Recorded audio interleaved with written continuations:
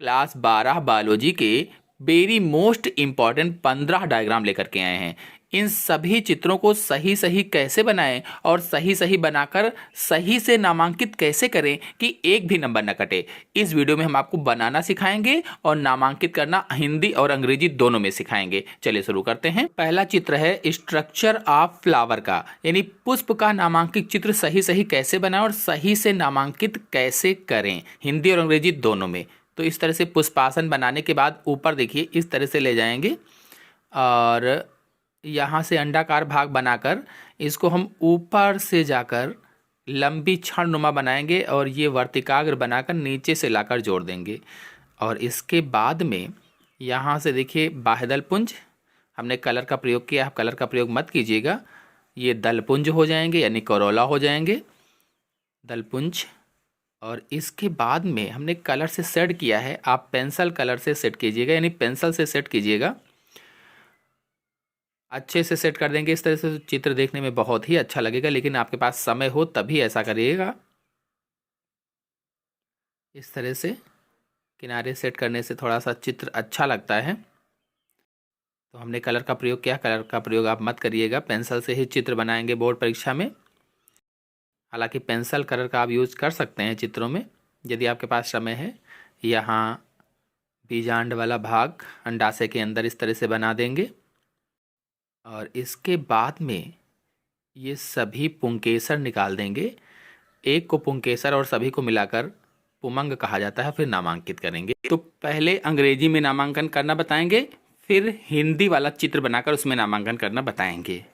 इस तरह से ये हो जाएगा रिसेप्टिकल, पेडिसल नीचे लिखा है, रिसेप्टिकल या थैलमस भी रिसेप्टिकल को कहा जाता है। ये वाला भाग सेपल हो जाएगा, सेपल। कैलेक्स सभी को मिलाकर कहते हैं, 3-4 जो होते हैं। ये वाला भाग पेटल हो जाएगा, पेटल। सबको मिलाकर क्या कहेंगे, कोरोला। ये वाला भाग जो है अंडाशय होता है तो ओवरी हो जाएगी अंग्रेजी में। इसे स्टाइल या वर्तिका कहते हैं और ये स्टिग्मा या वर्तिकाग्र होता है। इन सब को मिलाकर पिस्टिल कहा जाता है या कार्पल कहा जाता है। मादा जनन तंत्र होता है गायनोशियम। ये वाला एंथर या परागकोश होता है। ये पुतंतु होता है यानी फिलामेंट है। इन दोनों को मिलाकर स्टैमेन या इन सब को मिलाकर एंड्रोसियम कहा जाता है, यानी नरजनन अंग। इस तरह से पूरा चित्र बन जाएगा। ये ओव्यूल वाला भाग भी लिख देंगे ऐसे ही। चलिए अब हिंदी में नामांकन करना आपको बता देते हैं कि कैसे हिंदी में नामांकन किया जाएगा। इसके लिए एक नया पुष्प बना लेते हैं। इस तरह से अंडाशय से होते हुए गोल सा बनाकर वर्तिका और वर्तिकाग्र को बना देंगे ऐसे। ये बाह्यदल पुंज और ये दल पुंज हो जाएंगे। थोड़ा जल्दी से बना लेंगे। ये दल पुंज हो जाएंगे और इसके बाद में यहाँ पर अंडाशय में बीजांडों को दिखाना होता है तो यहाँ बीजांड दिखा देंगे और फिर पुमंग बचे हुए हैं तो ये एक एक करके पुंकेसर बना देंगे। एक को पुंकेसर और सभी को मिलाकर पुमंग कहा जाता है। ये पुष्पवृंत हो जाएगा, पुष्पवृंत। और इसके बाद फूला हुआ नीचे का हरा वाला भाग जो है ये पुष्पासन होता है, पुष्पासन हो जाएगा। ये बाह्यदल होते हैं, सभी को मिलाकर बाह्यदल पुंज कहा जाता है। एक को बाह्यदल कहा जाता है यानी कैलेक्स कहा जाता है। ये है दल, ये हो जाएगा बीजांड और ये वाला अंडाशय लिख दीजिए यानी ओवरी हो जाएगी। इसके बाद में ये पुंकेसर होते हैं, सभी को एक एक करके पुंकेसर कहेंगे। ये जो ऊपर का भाग है फूला हुआ इन्हें परागकोश या एंथर कहा जाता है। ये जायांग या स्त्री केसर होता है, पूरा नीचे से लगाकर ऊपर तक फूला हुआ भाग। और इसके 3 भाग होते हैं, वर्तिकाग्र, वर्तिका और अंडाशय। तो इस तरह से ये चित्र हो जाए। चलिए बीजांड की संरचना को बहुत ही आसान तरीके से ट्रिक से कैसे बनाएंगे और कैसे सही सही नामांकित करेंगे आपको दिखाते हैं, और बनाना आप सीख लीजिए। तो देखिए इस तरह से एक अंडाकार संरचना बनाएंगे, और इस अंडाकार संरचना में ऊपर की तरफ 3 कोशिकाएं आपको बनाना है। इन्हें प्रतिमुख कोशिकाएं कहा जाता है। बीच में जुड़ा हुआ 2 केंद्रक, जिसे द्विगुण केंद्रक कहा जाता है, ये सहायक कोशिकाएं, और ये अंड कोशिका हो जाएगी। अब इसके ऊपर से अंडे जैसा ही फिर से बनाएंगे, लेकिन ऊपर से थोड़ा छोड़ देंगे, जोड़ेंगे नहीं। इस तरह से बना देंगे जैसे यू आकार होता है, यू जैसा बना देंगे। और फिर इसी से नीचे से लेकर इसके अध्यावरण के लिए ऊपर से थोड़ा छोड़ देंगे, और इधर भी उसी तरह से ले जाकर के ऊपर थोड़ा सा छोड़ देंगे। ये एक अध्यावरण हो जाएगा। इसी के ऊपर दूसरा अध्यावरण बनाने के लिए फिर से यहीं से चलेंगे और हल्का ऊपर तक ले जाकर के छोड़ देंगे, ये देखिए। और बिल्कुल इसी तरह से इधर भी बनाएंगे, ऊपर ले जाकर के इस तरह से छोड़ देंगे। अब जो ऊपर वाला था यहाँ जोड़ करके नीचे लाना है उसको, इस तरह से इसको नीचे तक ले आएंगे। थोड़ा सा टेढ़ा हो गया था, सही बनाएंगे इस तरह से, और यहाँ से जोड़ देंगे। ये देखिए इसका वृंतक हो जाएगा, पूरा बन गया है। और आप चाहें तो कोशिकीय वाला भी बना सकते हैं, ऐसे ही हमने रेखीय चित्र बनाना बताया है। तो बीजांड जहाँ से अंडाशय से जुड़ा होता है उसे बीजांडासन का या प्लेसेंटा कहा जाता है। ये प्लेसेंटा हो जाएगा।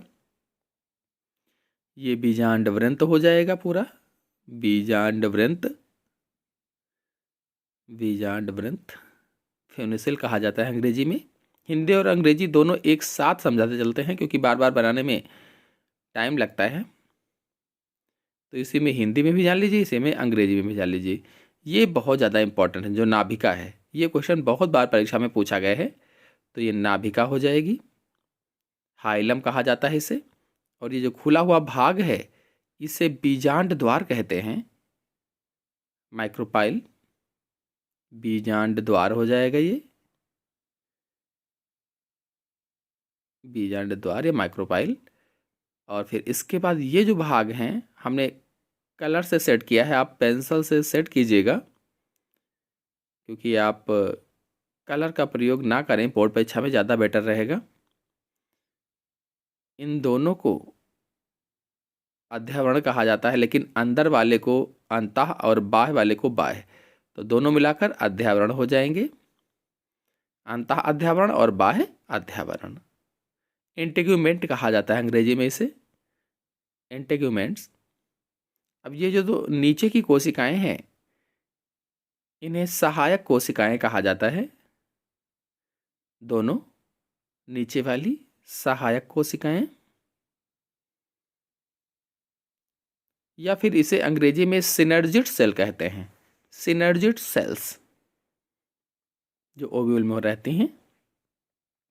ये अंड कोशिका हो जाएगी, एक सेल। अब ये जो अंदर वाला भाग है, भ्रूणकोश वाला जो भाग है, इसको भी आप अच्छे से सेट कर दीजिएगा। और फिर इसका नाम लिखेंगे भ्रूणकोश, भ्रूणकोश, तो कहेंगे एम्ब्रियो सैक। भ्रूणकोश अंग्रेजी में एम्ब्रियो सैक कहा जाता है, पूरा गोल वाला भाग। और फिर उसके ऊपर एक देखिए आधे अंडे जैसा, यानी यू आकार का जो बनाया गया था, तो ये बीजांडकाय होता है, इसे न्यूसेलस कहा जाता है।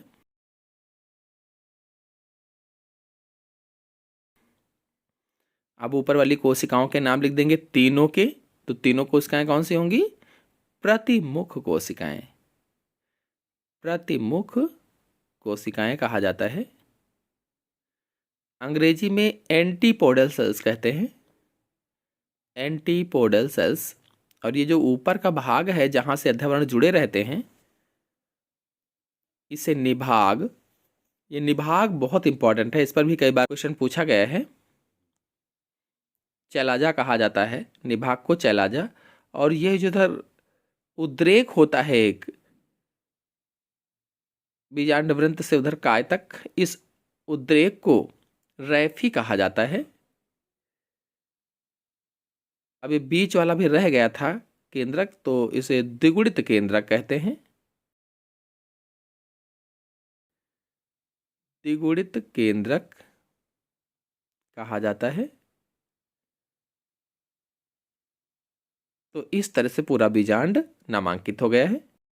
चलिए अब मनुष्य के नर जनन तंत्र की संरचना को अच्छे से बनाकर सही से नामांकित कैसे करें आपको बताते हैं। तो इस तरह से एक अंडाकार संरचना ऊपर बनाना है।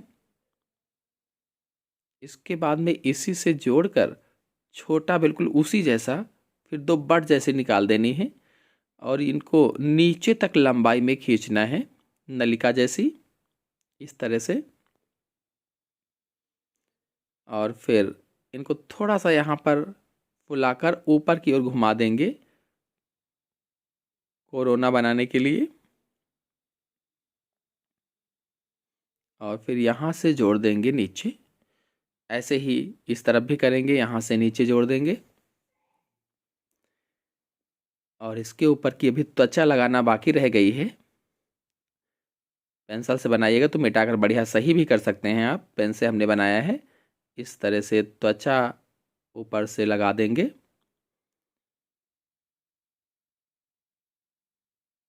इधर भी ऐसे ही एपिथेलियम तक वाला बना देंगे। यहाँ पर शुक्राशय को बनाकर शुक्रवाहिनियों को निकालना है,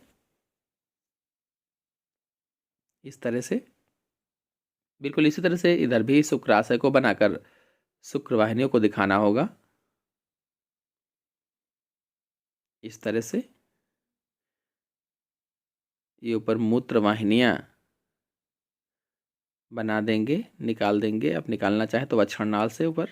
हमने कलर किया है, आप कलर मत कीजिएगा, या फिर पेंसिल कलर का प्रयोग कर सकते हैं अगर आपके पास समय बचता है तो। वैसे समय ही नहीं बचेगा तो चित्र बनाते समय पेंसिल से ही सेट कर दीजिएगा। अब शुक्रवाहिनियों को नीचे की तरफ ला करके ये अधिवृषण और वृषण बना देंगे, ऊपर वाली जोड़ देंगे इसी से। बिल्कुल ऐसे ही इधर भी वृषण और अधिवृषण ये, और इसे मिलाकर के शुक्रवाहिनी को जोड़ देंगे। अभी यहाँ पर जोड़ना बाकी रह गया था नलिका से, तो इस तरह से पूरा जोड़ देंगे और यहाँ पर इस तरह से बना देंगे। अब इसका नामांकन करना है। तो ये मूत्र वाहिनी होते हैं, जो पीछे का फूला हुआ भाग है वो मूत्राशय होता है, ये जिसमें मूत्र आकर ठहरता है, रुकता है। ये शुक्राशय होते हैं,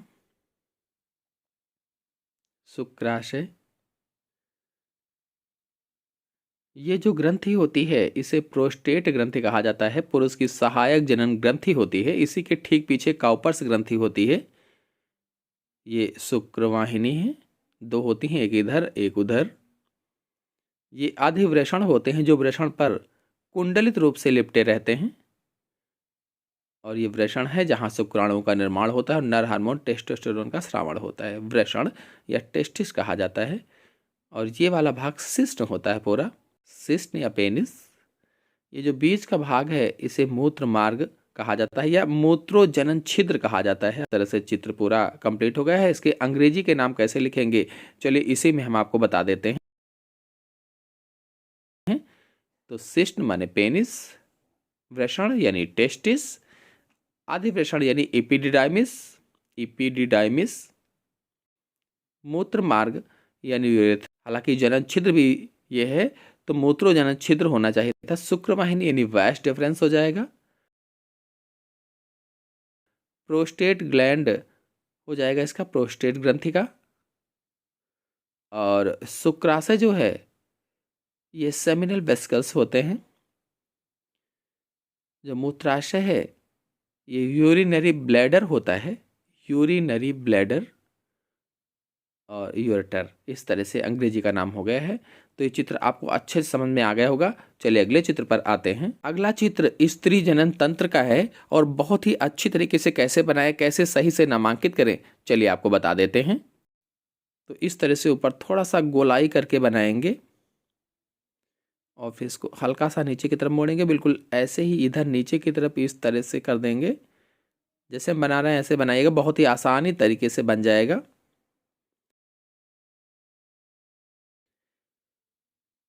अब यहाँ फैलोपियन ट्यूब को घुमाना रहेगा, तो इस तरह से घुमा दीजिए आप। फैलोपियन ट्यूब कहो, अंडवाहिनी कहो, डिम्ब वाहिनी भी आप कह सकते हो। ओविडक्ट अंग्रेजी में कहा जाता है, इनके कई सारे नाम होते हैं। यहाँ पर ओवरी अंडाशय बना देंगे। कोशिश करिएगा कि बराबर ही बने दोनों तरफ। ये झालर हो जाएगी जो अंडे को कैच करके फैलोपियन ट्यूब के अंदर करती है। हमने थोड़ा सा इसको अच्छा दिखे इसलिए कलर से कर दिया है, आप पेंसिल का ही प्रयोग करिएगा। अब यहाँ पर झालर जैसा बना देंगे और यहाँ तक जोड़ देंगे, इधर भी यहाँ तक जोड़ देंगे और इधर से किनारे से आता हुआ इधर भी झालर जैसा ही बनेगा और नीचे तक जुड़ेगा। ये इधर से भी यहाँ से जाएगा और पूरा नीचे तक जुड़ेगा। ये यहाँ से ला करके नीचे जोड़ देंगे, इधर से ला करके नीचे जोड़ देंगे। इस तरह से पूरा चित्र कंप्लीट हो गया है। आप चाहें तो इसको पेंसिल से अच्छे से सेट कर सकते हैं। हमने पेन का प्रयोग किया है, आप पेंसिल से ही करें तो ज़्यादा बेटर रहेगा। बहुत ही आसानी से बन जाएगा चित्र अच्छा सा इस तरह से। अब इसका नामांकन करना है। ये अंडाशय या ओवरी हो जाएगा। स्त्री में 2 अंडाशय पाए जाते हैं, 2 ओवरी पाई जाती हैं। इसी तरह से 2 फैलोपियन ट्यूब होते हैं या ओविडक्ट होती हैं या अंडवाहिनी अथवा डिम्ब वाहिनी कहा जाता है इन्हें ही। एक इधर एक उधर। ये गर्भाशय हो जाएगा, यूट्रस।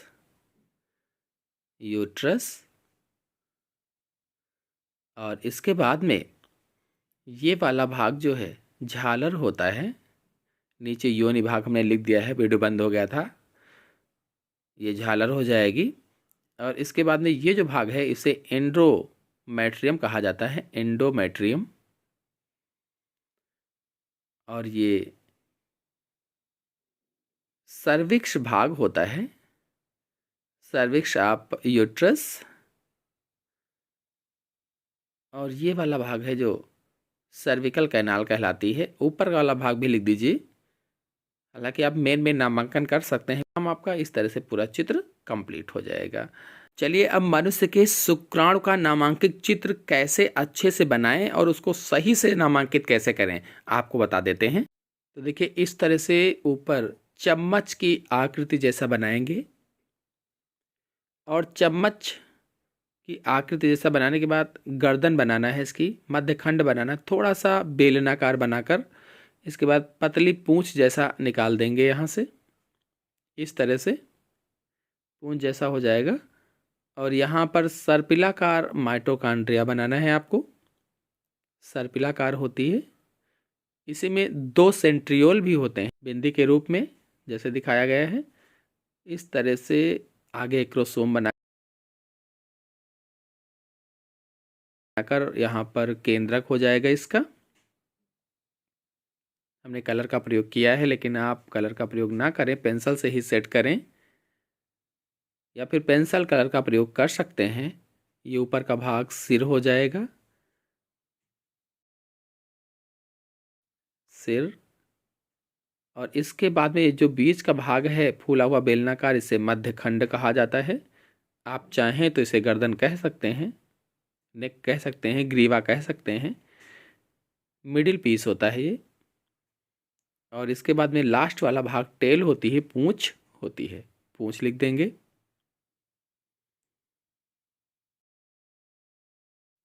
इस तरह से अब इसका और डिटेल से नाम लिखना चाहें तो इधर ये एक्रोसोम हो जाएगा। एक्रोसोम जो गोल्जी का रूपांतरित रूप होता है, एक्रोसोम। जो लोग अंग्रेजी में करेंगे तो अंग्रेजी में देख लें। ये केंद्रक या अंग्रेजी में इसे न्यूक्लियस कहा जाता है। और ये वाला ग्रीवा वाला भाग हो जाएगा गर्दन, नेक कहा जाता है। और ये वाला जो भाग है माइटोकॉन्ड्रिया का है, सर्पिलाकार माइटोकॉन्ड्रिया होती है ये, इस तरह से लिख देंगे। और इसके बाद में सर्पिलाकार होती है। सर्पिलाकार आप चाहें तो लिख सकते हैं, ना चाहें तो कोई ज़रूरी नहीं है, सर्पिलाकार होती है। फिर ये हो जाएगी पूंछ, लिखा ही पहले से। चलिए अब अंकुरित परागकण का नामांकित चित्र कैसे बनाएं आपको बता देते हैं अच्छे से। तो इस तरह से एक गोल आकृति बना लेंगे और फिर पराग नलिका निकाल देंगे उसी में से। एक स्टाइन बनाना है, थोड़ा सा कटीली होती है, कांटे जैसे निकाल देंगे उसी में। अच्छे से आप सेट कर सकते हैं इसको, ताकि देखने में अच्छा लगे चित्र और नंबर आपको मिल जाए सही से। बिंदी वगैरह रख करके शेडिंग कर सकते हैं। हमने स्केच का प्रयोग किया है, आप स्केच या कलर का प्रयोग ना ही करें तो बेटर रहेगा। पेंसिल कलर का प्रयोग हालांकि आप कर सकते हैं इस तरह से। यहाँ पर जनन केंद्रक और वृद्धि केंद्रक बना दिया है मैंने। एक स्टाइन को बाह्य भित्ति आप कह सकते हैं, बाह्य त्वचा कह सकते हैं, बाहरी लेयर कह सकते हैं। ये इंटाइन, ये अंतःचोल होता है, वो बाह्यचोल, और ये अंतःचोल या अंतःभित्ति होती है। ये परागनलिका होती है, इसे पॉलन ट्यूब कहा जाता है। परागनलिका हिंदी में कहते हैं। जो लोग हिंदी में नामांकित करते हैं वो हिंदी में जान लें।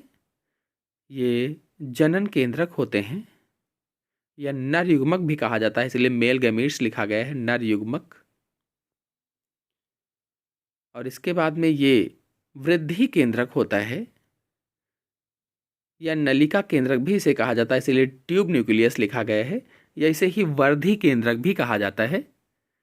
चलिए अब मानव अंडाणु की संरचना का नामांकित चित्र कैसे बनाएं आपको दिखाते हैं। आप प्रकार का प्रयोग करके गोल आकृति बना सकते हैं। इस तरह से एक गोला बनाकर फिर उसी के अंदर एक छोटा गोला बनाएंगे इस तरह से। बाद में बीच में एक और छोटा गोला बनाकर ऊपर से देखिए इस तरीके की कोशिकाएं बनाना है, जैसे हम आपको दिखा रहे हैं। ऐसे पूरा बना दिया। सभी में केंद्रक रख देंगे, जितने भी हैं उस सब में केंद्रक रख देंगे। और केंद्रक रखने के बाद अंदर इस तरह से देखिए जैसे वाई होता है, वाई आकार का यहाँ पर बना देंगे। बिंदियां रख करके इस तरह से शेडिंग कर सकते हैं आप ठीक से। यहाँ पर लंबी लंबी थोड़ा सा लाइनें खींच देंगे इस तरह से गोलाई में पूरा। तो अच्छा लगने के लिए हमने इसका कलर भी कर दिया है। इसके बाद नामांकित करेंगे। ये कोरोना रेडिएटा हो जाएगा, कोरोना रेडिएटा। अंग्रेजी में भी लिख देंगे वैसे ही कोरोना रेडिएटा, क्योंकि ये अंग्रेजी का ही वर्ड है। और इसके बाद ये वाली जो लेयर है, इस लेयर को जोना पेलुसिडा कहा जाता है। अंग्रेजी में भी ऐसे लिख देंगे जोना पेलुसिडा। और फिर ये जो आंतरिक वाला बड़ा सा भाग है, इसे कोशिका द्रव्य कहते हैं, साइटोप्लाज्म। ये वाला जो सबसे अंदर का गोला है, इसे केंद्रक कहते हैं, न्यूक्लियस। इस तरह से मानव का अंडाणु बन गया है। मानव अंडाणु की संरचना कंप्लीट हो गई है। चलिए अब शुक्रजनक नलिका का नामांकित चित्र बनाना आपको बता देते हैं आसान तरीके से। इस तरह से एक थोड़ा सा टेढ़ा मेढ़ा गोला बनाएंगे, बिल्कुल सीधा ना हो, थोड़ा सा टेढ़ा मेढ़ा हो। और इसके बाद अंदर एक गोला बना लेंगे। आप पहला जो गोला हमने बनाया है इसको थोड़ा सा दोहरा कर लेंगे, और दोहरा करने के बाद में ये देखिए इस तरह से बना लेंगे और उसी में केंद्रक रख देंगे। शुक्रजनक कोशिकाएं एक तरीके की होती हैं ये। एक देख लीजिए सही से, बिल्कुल ऐसे ही सभी में बनाना होगा। ये सर्टोली की कोशिकाएं हैं जो मैंने थोड़ा सा लंबी सी बनाई हैं, पहले बनाना भूल गए थे। अब यहाँ से देखिए ये कोशिकाएं क्या हैं, धीरे धीरे करके इनमें विभाजन शुरू होता है। तो आप इन कोशिकाओं को बनाकर उसके अंदर केंद्रक जरूर रखिए और धीरे धीरे करके छोटी करते जाइए, जैसे जैसे बीच में पहुंचते जाइए और अंत में शुक्राणुओं को बना देंगे। ये देखिए इस तरह से ये शुक्राणु बन जाएंगे। बिल्कुल ऐसे ही यहाँ भी करना है और ऐसे ही चारों तरफ, इस बीच वाले गोले के चारों तरफ इसी तरह से बनाना रहेगा। सेम बिल्कुल वैसे ही, बस एक देखिए सारी वैसे ही बन जाएंगी। सभी में केंद्रक रखेंगे और बीच बीच में बड़ी बड़ी सी सर्टोली कोशिकाएं बनाएंगे, धीरे धीरे करके छोटी करती जाएंगे और फिर अंत में शुक्राणु या स्पर्म बना देंगे। इस तरह से बिल्कुल ऐसे ही देखिए मैंने सारा बना दिया है। अब यहाँ पर बाहर की ओर कुछ बड़ी बड़ी सी कोशिकाएं बना देंगे। इंटरस्टिशियल सेल्स भी इसी में बनाना है। ये थोड़ा लंबी लंबी लाइनें खींच देंगे, जो द्रव रहता है। ये इंटरस्टिशियल सेल्स होते हैं, अंतराली कोशिकाएं होती हैं, जिन्हें लीडिंग कोशिकाएं भी कहा जाता है, लीडिंग सेल्स भी कहते हैं। इस तरह से बना देंगे अच्छे से और फिर नामांकन करेंगे। ये शुक्राणु हो जाएंगे, स्पर्म। और इसके बाद में ये जो कोशिकाएं थीं इनके नाम लिख देंगे। पूर्व शुक्राणु कोशिकाएं स्पर्मेटिड्स हो जाएंगी। और इसके बाद में ये सर्टोली की कोशिकाएं, मैंने अभी आपको बताया था, सर्टोली की कोशिकाएं हो जाएंगी, सर्टोली सेल्स, सर्टोली सेल्स। और जो सब लास्ट वाला, जब सबसे पहले मैंने बनाया था गोले में बीच में, ये शुक्रजनक कोशिकाएं या शुक्रजन कोशिकाएं होती हैं। स्पर्मेटोगोनिया कहा जाता है इनको। इस तरह से शुक्रजनक नलिका के अनुप्रस्थ काट या फिर इसे ही वृषण के अनुप्रस्थ काट भी कहा जाता है। अगर इस नाम से पूछ ले तब भी यही आपको चित्र बनाना होगा।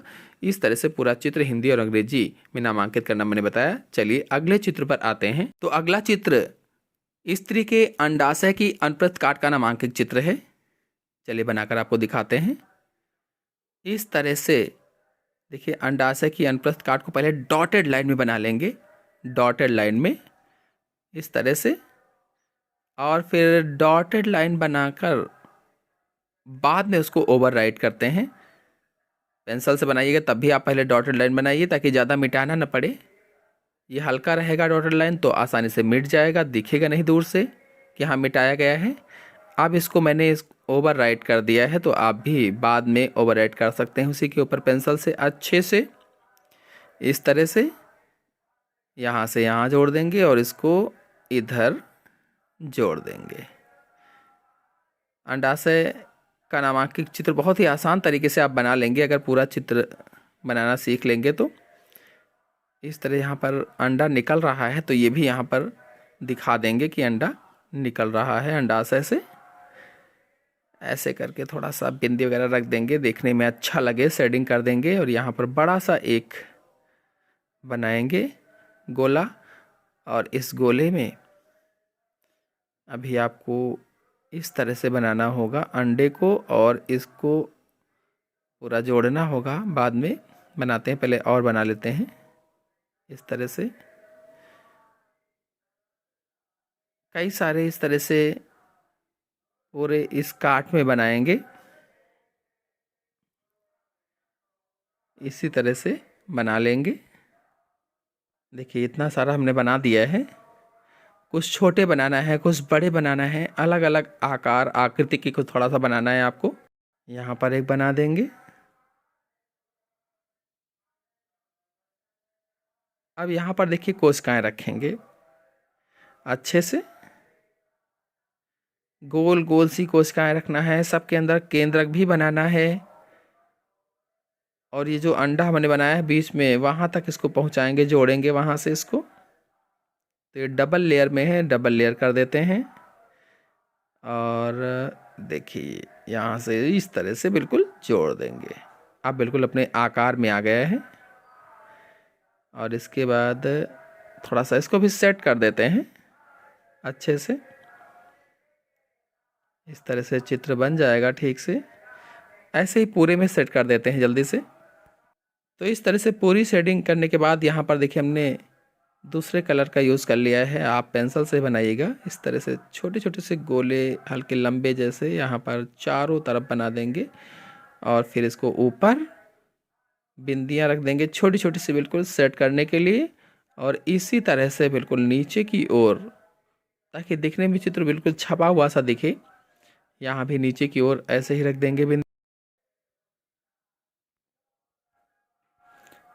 अब ये थोड़े से लंबे लंबे से अंदर की ओर खींच देंगे इस तरह से। ऐसे खींच देंगे इस तरह से, खींच जाएगा ये। अब इसके बाद इसका नामांकन करेंगे। इतना मैंने कर दिया है क्योंकि वीडियो बंद हो गया था। ये पुटिका गुहा हो जाएगी। जोना प्लूसिडा हमने कर दिया है। अंडाणु बीज वाला है, मैंने आपको पहले बताया था। कोरोना रेडिएटा जो है मेच्योर ग्राफियन फॉलिकल यानी परिपक्व ग्राफियन पुटिका हो जाएगी। ये भी अंडाणु है, ओवम है। और थोड़ा सा पेन बंद हो गया था। फटी हुई पुटिका हो जाएगी ये। रैप्चर्ड फॉलिकल्स, ये ब्लड क्लॉट हैं। और ये कार्पस ल्यूटियम हो जाएगा जिसके अंदर ब्लड क्लॉट है। और इसको क्या लिखेंगे, इसको लिख देंगे oocytes। और ये प्राथमिक पुटिकाएं हो जाएंगी जो छोटी छोटी सी थी प्राथमिक पुटिकाएं। और ये जननिक उपकला होती है, जर्मिनेटिव एपिथेलियम। इस तरह से ये अंडाशय की संरचना पूरी बनकर कंप्लीट हो गई है। चलिए अगले चित्र पर आते हैं। चलिए अब एक परिपक्व परागकोश की अनुप्रस्थ काट का नामांकित चित्र बनाना आपको बता देते हैं। देखिए इस तरह से पहले डॉटेड लाइन में बनाना है ताकि आसानी से मिटाया जा सके कहीं गड़बड़ हो तो। बनाने के बाद जब डॉटेड लाइन हो जाएगी तो उसको ओवरराइट कर देंगे। अब सबसे पहली लेयर जो बनाएंगे एपिडर्मिस की बनाएंगे। देखिए ये परिपक्व परागकोश की अनुप्रस्थ काट का नामांकित चित्र है। इस तरह से चारों तरफ बना देंगे इसी को। और इसके बाद में जो एंडोथीसियम की लेयर होती है उसको मैंने रेड कलर से बनाया है। चारों तरफ इसको भी बनाना है। इस तरह से बन जाएगा। इसके बाद यहाँ पर जो योजी वाला था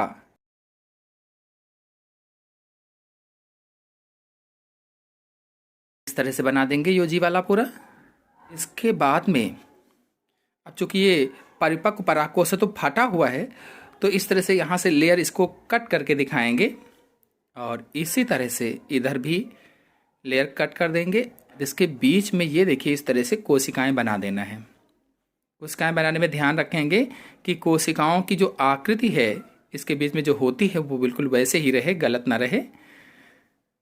बिल्कुल वैसे ही बनाना है अच्छे से सुंदरता के साथ चित्र को। बहुत ही ज़्यादा इम्पॉर्टेंट है बोर्ड क्लास के लिए। जब ये पूरा भर जाएगा तो भरने के बाद में यहाँ पर जो खाली स्थान था इनमें पराग कणों को भर देंगे। तो हमने रेड कलर का प्रयोग किया है पराग कण भरने के लिए। इस तरह से गोल गोल से रखेंगे और एक एक केंद्रक उसके अंदर बना देंगे। और इसके बाद थोड़ा सा इधर बाहर की तरफ भी गिरा देंगे। और इसके बाद इन पराग कणों के चारों ओर कांटे जैसे लगा देंगे, जो रोए होते हैं छोटे छोटे से। ये पराग कण हो जाएंगे। माइक्रोस्पोर कहा जाता है अंग्रेजी में। पराग कणों को लघु बीजाणु कहते हैं। अंग्रेजी में पॉलन ग्रेन भी कहते हैं। पॉलन ग्रेन हो जाएगा। इसे बाह्य त्वचा या एपिडर्मिस कहा जाता है। बाह्य त्वचा या एपिडर्मिस, ऊपरी लेयर बाह्य त्वचा एपिडर्मिस कहलाती है। और फिर ये जो थोड़ी सी लंबी लंबी कोशिकाएं बनाता है एंडोथीसियम होता है। और ये जो छिद्र आप देख रहे हैं इसे रंध्रक कहा जाता है या स्टोमियम अंग्रेजी में कहते हैं। स्टोमियम यहीं से फटता है, परागकण बाहर निकलते हैं वहीं से। और ये संवहन पूल हो जाएगा यानी कि वैस्कुलर बंडल हो जाएगा। वैस्कुलर बंडल, इसको लिख देंगे बंडल, वैस्कुलर बंडल। चलिए अब एड्स वायरस HIV का चित्र बनाना आपको बता देते हैं। एक छोटा गोला बनाना होगा, उसके बाहर एक बड़ा गोला बनाना होगा इस तरह से। बीच बीच में इरेज कर दीजिए इसको। खूंटियाँ बनाने के लिए इस तरह से चारों तरफ कई सारी खूंटियाँ बना देंगे। अच्छे से बनाना है, बिल्कुल एक जैसी होनी चाहिए। पेंसिल कलर का ही प्रयोग करेंगे, यानी कि पेंसिल से ही आप बनाएंगे, बाकी किसी भी कलर का प्रयोग नहीं करेंगे चित्र में। ये छोटी छोटी से रिंग बनाना है, छोटे छोटे से गोले आपको बना देना है। जो रेखाएं बनी हुई थी पहले से वृत्त की जो परिधि है उसी पर छोटे छोटे से बिल्कुल गोले बनाएंगे। ये कह लीजिए जीरो बनाना है छोटे छोटे से। ऐसे ही नीचे वाले में भी मैंने बना दिया है, लगभग में पूरा हो गया है। और अब छोटी छोटी सी लाइनें खींच देना है नीचे वाले में, यानी अंदर वाले गोले में भी, और जो बाहर गोला था उसमें भी अंदर की तरफ। इस तरह से छोटी छोटी सी बिल्कुल लाइनें खींचना है। इसी तरह से दूसरी वाली जो बाहर वाली लाइन है उसमें भी अंदर की तरफ खींचना है। इस तरह से लाइनें बना देंगे। बहुत ही सुंदर चित्र बन जाएगा आसान तरीके से, और पेंसिल से ही बनाइएगा। इस तरह से कंप्लीट हो जाएगा ये। और इसके बाद में ये थोड़ा सा बड़े बड़े से गोले बनाएंगे। चारों तरफ गोलाई में इस तरह से बना देंगे बड़े बड़े से गोले। और फिर इसके अंदर एक और छोटा गोला बनाएंगे।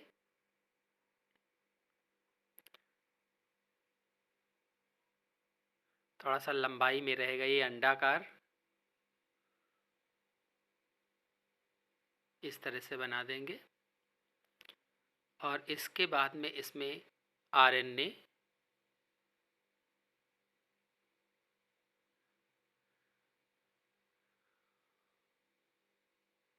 कर देंगे। बिना कलर के ही चित्र बनाइएगा, बहुत बेस्ट बनेगा। आम के अनुदैर्ध्य काट का नामांकित चित्र बता देते हैं। आम बनाना है एक आपको। देखिए बोर्ड परीक्षा में आपको पेंसिल से ही चित्र बनाना है, और यदि समय बचे तो ही पेंसिल कलर से ही कलर करना है, या फिर केवल पेंसिल से चित्र बना दीजिए बस। और यहाँ से थोड़ा सा ऊपर का भाग मैं ले लिया है इस तरह से। आप लोगों ने यदि अभी तक वीडियो को लाइक ना किया हो तो लाइक और अपने दोस्तों में शेयर जरूर कीजिए। इसको थोड़ा सा दोहरी लाइन बनाना है, थोड़ी सी जगह लेकर के इसको इस तरह से, और इसके ऊपर एक और डॉटेड जैसी लाइन बना देना है। यदि आप लोगों ने अभी तक हमारे चैनल को सब्सक्राइब ना किया हो तो सब्सक्राइब कीजिए। और 9 से 12 तक टोटल लेक्चर हमारे चैनल में अपलोडेड हैं। छोटी छोटी लाइनों के रूप में बिल्कुल खींच देना है आपको, ऐसे ऐसे करके बिल्कुल छोटी छोटी सी लाइनें जैसी, ऐसे करके। और इसके बाद में आप चाहें तो यहाँ पर जो किनारे किनारे है, किनारे लेवल में थोड़ा सा ज़्यादा बिंदियों का प्रयोग कर सकते हैं शेडिंग में। यहाँ पर इन किनारों पर थोड़ा सा ज़्यादा बिंदियाँ दिखा सकते हैं इस तरह से। किनारे पर थोड़ी सी ज़्यादा बिंदियों को दिखा सकते हैं, बीच में यहाँ पर थोड़ी सी कम बिंदियाँ, हल्की बिंदियाँ दिखा सकते हैं। ऐसे ही यहाँ भी किनारे पर आप कर सकते हैं, पेंसिल से सेट करेंगे।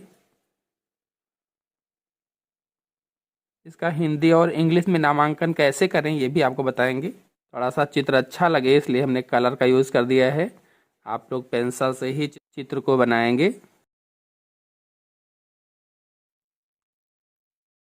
इसे बाह्य फल भित्ति कहते हैं, बाह्य फल भित्ति। अंग्रेजी में एपिकार्प कहा जाता है। एपिकार्प। और इसके बाद में ये जो खाने योग्य भाग होता है आम का, इसे मध्य फल भित्ति, मध्य फल भित्ति कहते हैं। ये मध्य फल भित्ति हो जाएगी। अंग्रेजी में मीसोकार्प कहा जाता है, मीसोकार्प। और इसके बाद में ये वाली जो आप लेयर देख रहे हैं बीज के पहले वाली, इसे अंतः फल भित्ति कहा जाता है, अंतः फल भित्ति। अंग्रेजी में इसे एंडोकार्प कहते हैं, एंडोकार्प। और इसके बाद में ये जो आप बीज पे देख रहे हैं, ये क्या है? बीज है, जिसे अंग्रेजी में सीड कहा जाता है। तो इस तरह से हिंदी और अंग्रेजी दोनों में नामांकन करना मैंने बताया हुआ है। तो आम के फल की अनुदैर्ध्य काट का नामांकित चित्र या फिर आम के फल की खड़ी काट का नामांकित चित्र कहेगा, इसी तरह से बना करके नामांकन करना होगा और आपको नंबर मिल जाएंगे। पहले परिपक्व को परागकोश की अनुप्रस्थ काट बताया है, आप परिपक्व वाला बीजांड बनाना बता देते हैं। इस तरह से हल्के हाथों से आपको पहले बनाना है, गाढ़ी पेंसिल नहीं लगाना है, प्रेस नहीं करना है ज़्यादा।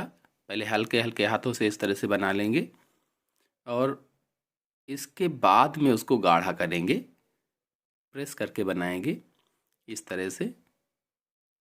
ये आकृति बनाना है परागकोश की अनुप्रस्थ काट का, इस तरह से होता है। परागकोश को अंग्रेजी में एंथर कहा जाता है, टीएस सेक्शन ऑफ एंथर। इस तरह से कोशिकाएं बनाएंगे, थोड़ा सा लंबी, जैसे आयत होता है बिल्कुल वैसे थोड़ा सा लंबी कोशिकाएं चारों तरफ यहाँ से यहाँ तक बना देंगे। और इसके बाद दूसरी लेयर होगी एंडोथीसियम की। तो एक खडभुजाकार बनाना है आपको इस तरह से।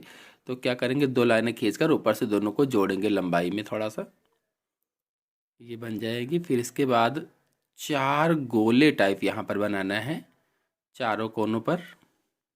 तो पहले मैंने हल्के हाथों से बना लिया है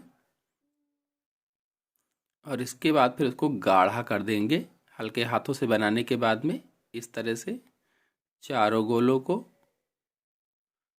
देखिए आज हमने पेंसिल का प्रयोग किया है, इसलिए थोड़ा सा चित्र हल्का दिख रहा है। आप लोग हाई रेजोल्यूशन लगा लें अपने यूट्यूब सेटिंग से और फुल स्क्रीन पर वीडियो को देखें तो आपको साफ दिखाई देगा। अब यहाँ से मध्य परतें बनाएंगे। मध्य परतों की 2 या 3 लेयर होती हैं, तो इसमें हम 2 लेयर बनाएंगे। थोड़ा सा लंबाई में होती हैं, खडभुजाकार ही होती है कह लीजिए एक तरह से। एक परत ये हो गई है, एक परत इसके बाहर थोड़ा सा दिखा दे, जगह कम बची हुई है। आप लोग वीडियो को फुल स्क्रीन पर करके देखिए ताकि साफ दिखाई दे। और इसके बाद में अंदर ये जो लेयर हम बना रहे हैं इसे टेपिटम की लेयर कहते हैं। ये टेपिटम होती है। टेपिटम क्या करता है कि बढ़ते हुए पराग कणों को पोषण देने का कार्य करता है। तो ये टेपिटम की लेयर हो जाएगी। उसके अंदर केंद्रक भी बना दिया है। अब अंदर जो हम बना रहे हैं, ये जो कोशिकाएं बना रहे हैं लघु बीजाणु मात्र कोशिकाएं होती हैं, माइक्रोस्पोर मदर सेल। बिल्कुल ऐसे ही दूसरे वाले में भी बनाएंगे। पहले मध्य परतें यानी मिडिल लेयर को बनाएंगे। ये 2 या 3 लाइनों में होती हैं। तो एक ये हो गई, दूसरी वाली फिर से यहाँ बना देंगे इस तरह से। ये दूसरी लेयर हो जाएगी। और इसके बाद में टेपिटम फिर बनाना है, तो टेपिटम की इस तरह से बना देंगे, थोड़ा सा बढ़िया से, जल्दी भी हो जाएगा। और इन सब के अंदर केंद्रक भी रखना है इस तरह से। वीडियो को फुल स्क्रीन में करके जरूर देखिएगा, तभी साफ आपको दिखाई देगा। और फिर टेपिटम के बाद लघु बीजाणु मात्र कोशिकाएं। इसके बाद में पूरे ऊतक को अंदर भर देना है इस तरह से, बढ़ा बढ़ा के जितना भी पूरा ये ऊतक है सब भर देंगे। ये ऊ तक हमने भर दिया और इसकी कोशिकाएं बिल्कुल जैसी कोशिकाएं होती हैं वैसे ही आपको भरना होगा। यदि आपने अभी तक वीडियो को लाइक नहीं किया है तो लाइक और शेयर जरूर कीजिए। यहाँ पर मैंने पेंसिल का प्रयोग किया है इसलिए थोड़ा सा हल्का चित्र दिख रहा है। अब नामांकन करने पर सबसे जो बाहर वाली लेयर है इसे बाह्य त्वचा या एपिडर्मिस कहा जाता है, वो मैंने बाह्य त्वचा या एपिडर्मिस लिख दिया है। फिर इसके बाद वाली एंडोथीसियम थी तो मैंने एंडोथीसियम लिख दिया है, दूसरी वाली लेयर जो थोड़ा सा बड़ी बड़ी कोशिकाएं थी। और इसके बाद में ये जो मिडिल लेयर थी, मध्य परतें थी, इनको लिख देंगे मध्य परतें, मिडिल लेयर अंग्रेजी में मिडिल लेयर, LA भूल गए थे, ऊपर लिख दिया है। फिर कंडक्टिन स्ट्रैंड हो जाएगा, ये नहीं कि वही जो योजी होता है। और ये जो खांच बनी हुई है इसे स्टोमियम कहा जाता है, यहीं से फटता है ये। और इसके बाद में ये जो अंदर मिडिल लेयर के बाद में होती हैं लंबी लंबी थोड़ा कोशिकाएं, केंद्रक बनाया था मैंने, इन्हें टैपिटम कहा जाता है। और फिर बिल्कुल अंदर ये लघु बीजाणु मात्र कोशिकाएं हो जाएंगी जिनसे लघु बीजाणुओं का निर्माण होता है। लघु बीजाणु मात्र कोशिकाएं, माइक्रोस्पोर मदर सेल्स। चलिए HIV के जीवन चक्र का चित्र बनाना बता देते हैं। इस तरह से HIV के जीवन चक्र के लिए एक T4 लिम्फोसाइट कोशिका को बना लेंगे। एक बड़ा सा आकार देंगे T4 लिम्फोसाइट कोशिका का, क्योंकि HIV का जीवन चक्र T4 लिम्फोसाइट कोशिका में ही जाता है। इसका केंद्रक बना लेंगे T4 लिम्फोसाइट कोशिका का, और इस लिम्फोसाइट कोशिका का DNA बना लेंगे। इस तरह से बहुत ही आराम से अच्छे ढंग से बना लेंगे। वायरस आ रहा है,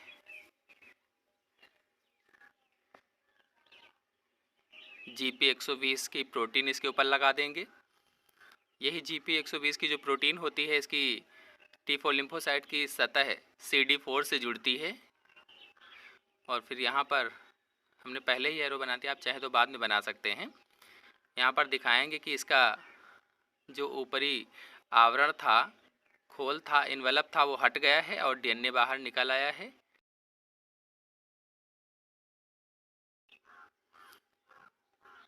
और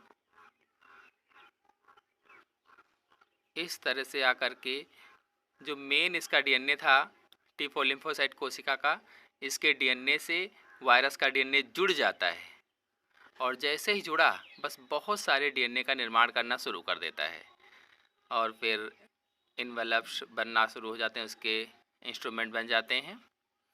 इस तरह से फिर इन्वेलप भी बन जाएगा इसका, और फिर ये बाहर यहाँ से निकलने की कोशिश करेगा। ये देखिए यहाँ से बाहर निकल रहा है और इस तरह से बाहर निकल करके फिर अगली कोशिका को इन्फेक्टेड करता है। तो इस तरह से चित्र बन जाएगा। नामांकन कर देंगे। यहाँ पर HIV का वायरस है ये। आप चाहें तो क्या क्या हो रहा है वो भी आप चित्र में लिख सकते हैं, वरना इतना चित्र पूरा हो गया था। चाहें तो लिख सकते हैं।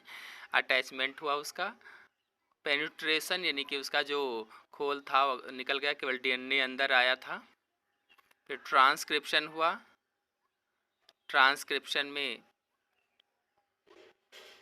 इसका खुद का जो DNA था, फिर यहाँ देखिए 6 नंबर पर फिर ट्रांसक्रिप्शन होगा और फिर से बहुत सारे DNA बनना शुरू हो जाएंगे। मैचुरेशन होगा, मैच्योर हो जाएगा और मैच्योर होकर के रिलीज हो जाएगा। इस तरह से पूरा चित्र आराम से बहुत ही आसान से तरीके से आप बना सकते हैं। आशा है आपको चित्र समझ में आया होगा। आया हो तो वीडियो को लाइक और शेयर कीजिए। चैनल पर नए हैं तो चैनल को सब्सक्राइब कर लीजिए। धन्यवाद।